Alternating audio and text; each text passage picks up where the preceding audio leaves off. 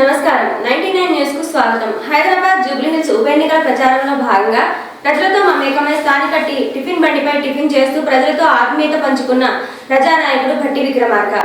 ప్రజల్లోకి వచ్చిన నాయకుడు ప్రజలతో కలిసి ఉంటారనే సత్యానికి ఇది మరో ఉదాహరణ.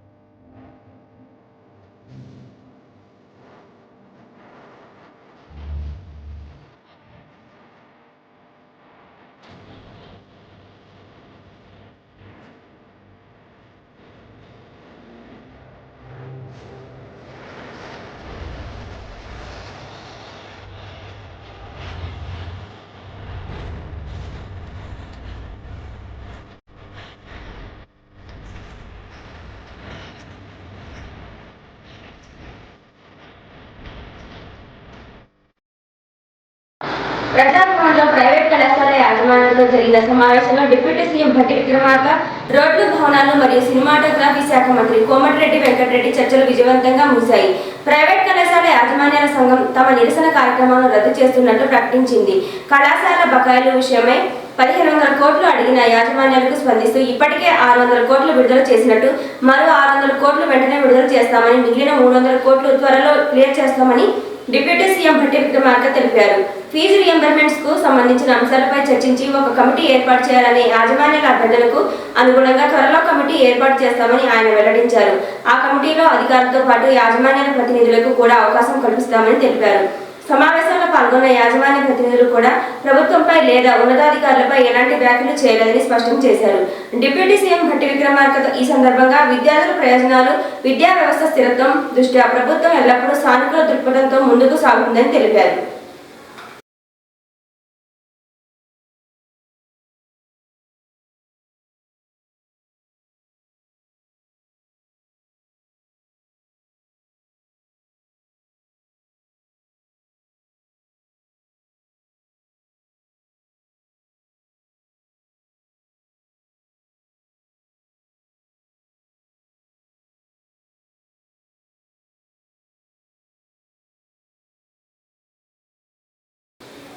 నర్సంపేటలో మాదనపేట చెరువును పరిశీలించాం. ఇక్కడ వందలాది ఎకరాలకు నీళ్లిచ్చే చెరువు ఇది. నల్లబెల్లి రోడ్లో కట్టిన లెవెల్ మత్తడి వద్ద ఓవర్ స్టో అవుతోంది. దాని హైట్ పెంచాల్సి ఉంది. చెరువు వద్ద మత్తడిపై కాజ్వే హైట్ కూడా పెంచాలని ప్రజలు కోరుతున్నారు. అలా చేస్తే రైతులకు సౌకర్యంగా ఉంటుందని. ఇక్కడ పరిస్థితి ఇలా ఉంటే తాజా మాజీ ఎమ్మెల్యేలు జూబ్లీ హిల్స్ లో ఎన్నికల్లో బిజీగా ఉన్నారు. ఏ పార్టీలు ఎక్కడ ఉన్నా సరే జాగృతి మాత్రం ప్రజల్లో ఉంటుంది. ఇక్కడ కాజ్వే బ్రిడ్జి రోడ్ పనులు గతంలోనే శాంక్షన్ అయ్యాయి. కానీ ఎందుకు కట్టలేదో నర్సంపేట ప్రజలందరికీ తెలుసు. ఒకరిపై విమర్శ కాదు. ఈ పనులు పూర్తి చేయడానికి మేము ప్రభుత్వంపై ఒత్తిడి పెంచుతాం. నర్సంపేట అభివృద్ధి సంబంధించి మేము కార్యాచరణ కూడా తీసుకున్నాం. కేంద్రంలో బీజేపీ 3వ అధికారంలోకి వచ్చింది, కానీ తెలంగాణకి రూపాయి రాలేదు. బీఆర్ఎస్ అధికారంలోకి వచ్చాక కొన్ని పనులు అయ్యాయి, కానీ ఇంకా చాలా పనులు కావాల్సి ఉన్నాయి. కాంగ్రెస్ అధికారంలోకి వచ్చి 2 ఏళ్లు గడిచింది, కానీ ఏ పని చేయలేదు. ఇక్కడ అధికారంలో ఉన్నోళ్ళు పనిచేస్తలేదు, ప్రతిపక్షం కూడా పనిచేస్తలేదు. కానీ జాగృతి ప్రజల సమస్యలపై పోరాటం చేస్తుందని ప్రజలు గమనించాలని అన్నారు.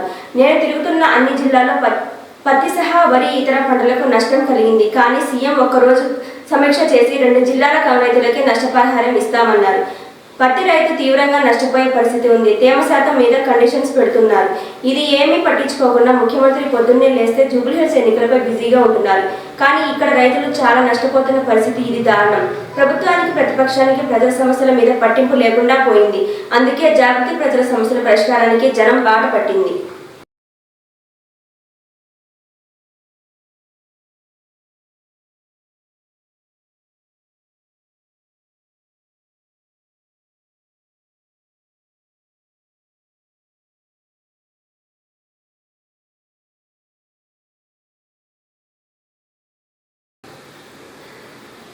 క్రికెట్ ఆడుతున్న పిల్లలను కారు ఎక్కించుకున్న అపరిచితుడు ఒకరిని ఆపి మిగతా పిల్లలను కారు దింపేసి సదరు వ్యక్తి ఇంజెక్షన్ ఇచ్చి కిడ్నీ అమ్మేస్తానంటూ బాల్ని బెదిరించిన ఆగంతకుడు. వరంగల్ పోలీస్ సబ్ డివిజన్ పరిధిలో జరిగిన సంఘటన ఇది. అపరిచితుడిపై ఫిర్యాదు చేసిన పిల్లల తల్లిదండ్రులు. పిల్లల వాంగ్మూలం రికార్డు చేసిన మిల్స్ కాలనీ ఎస్ఐ శ్రీకాంత్.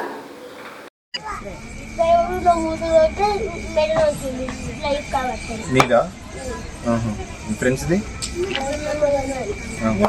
నీకు సోయలేదు ఇక ఎస్సీలుగా ఎవరైనా పుట్టాలనుకుంటారా అని చంద్రబాబు తన నోటితో తనే అన్నాడు. అందుకే నేడు అంబేద్కర్ విగ్రహం స్మృతివనం పట్ల నిర్లక్ష్యం చూపుతున్నాడు. చంద్రబాబుకు కుల వివక్ష ఉంది అనడానికి ఇదే నిదర్శనమని విజయవాడ మేయర్ రాయన భాగ్యలక్ష్మి అన్నారు. విజయవాడ నగరం అంటేనే రాజధాని నగరం అని చెప్తున్నారు కదా.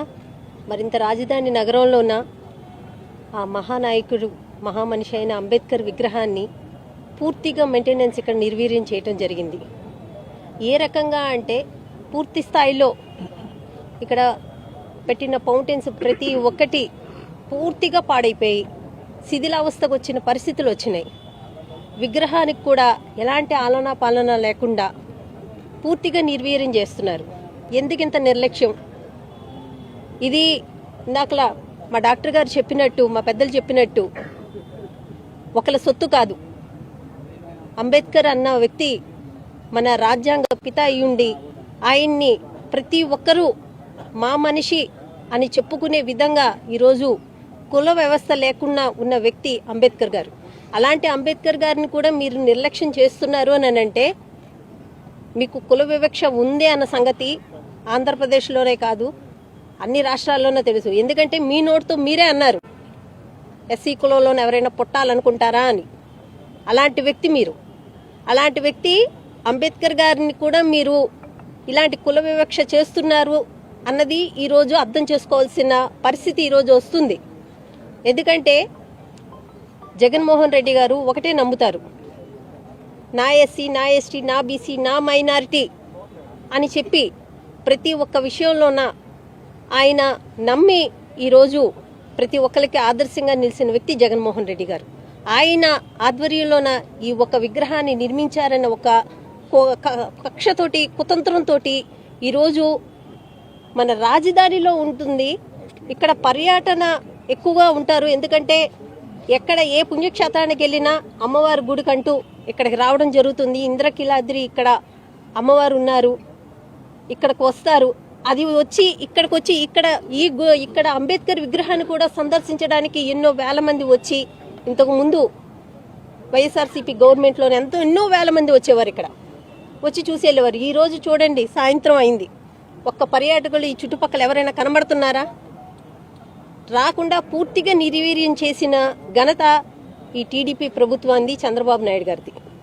ఇది కానీ మీరు వెంటనే శ్రద్ధ తీసుకొని అంబేద్కర్ విగ్రహాన్ని పూర్తి స్థాయిలో మళ్ళీ పునర్వైభవం వచ్చే విధంగా మీరు చేయకపోతే మాత్రం మా సుధాకర్ బాబు గారి ఆధ్వర్యంలోన స్టేట్ వ్యాప్తంగా మేమందరం దీన్ని ఇంకా ముందుకు తీసుకెళ్తాం. మా జిల్లా అధ్యక్షుడు అవినాష్ గారు, మా పెద్దలు, మా ఇన్ఛార్జీలు, మా పెద్దలు వెల్లంపల్లి గారు, విష్ణు గారు, మా డాక్టర్ గారు అందరి ఆధ్వర్యంలో ఈ విషయాన్ని ఇంకా ముందుకు తీసుకెళ్తామని మేము తెలియజేస్తున్నాం.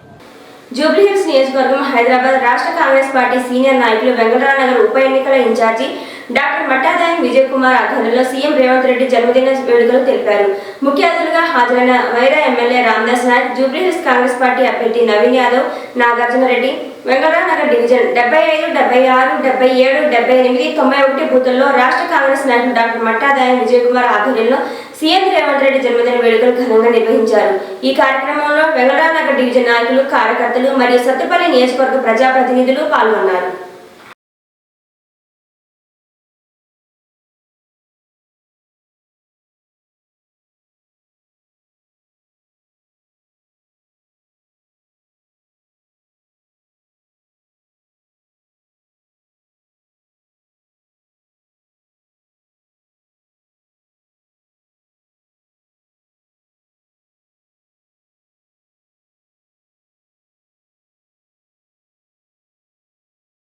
ఎటపాక వాస్తవ్యులు ప్రముఖులు, వ్యాపారవేత్త భూక్యా బాల్య అకాల మరణానికి చింతిస్తూ వారి భౌతిక దేహానికి నివాళులర్పించి వారి పవిత్ర ఆత్మకు శాంతి కలగాలని వారి కుటుంబ సభ్యులను ఓదార్చిన వైఎస్ఆర్సీపీ గుండాల ఎంపీటీసీ గొంగడి వెంకటరామిరెడ్డి, వైఎస్ఆర్సీపీ రాష్ట్ర కార్యదర్శి కురినాల వెంకటేశ్వర్లు, వైఎస్ఆర్సీపీ మండల నాయకులు భోగాల వీరారెడ్డి.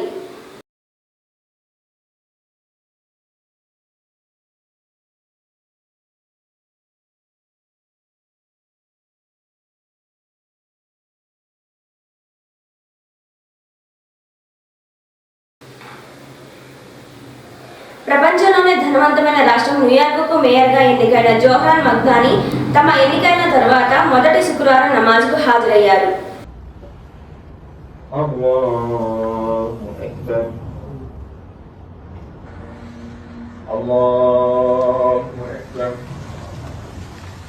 تكبير الله أكبر تكبير الله أكبر تكبير الله أكبر. السلام عليكم ورحمة الله وبركاته. وعليكم السلام ورحمة الله وبركاته.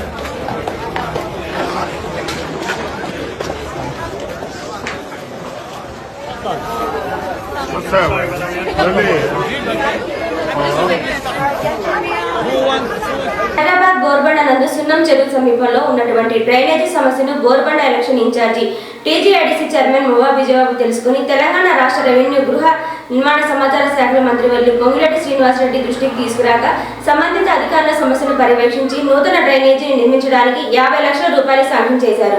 ఈ సందర్భంగా బోర్బండ ప్రజలు ఆనందాన్ని వ్యక్తం చేసి ముఖ్యమంత్రి వర్యులు యనమల రేవంత్ రెడ్డికి, మంత్రివర్యులు పొంగులేటి శ్రీనివాసరెడ్డికి, టీజీఐడీసీ చైర్మన్ మువ్వా విజయబాబుకి కృతజ్ఞతలు తెలియజేశారు.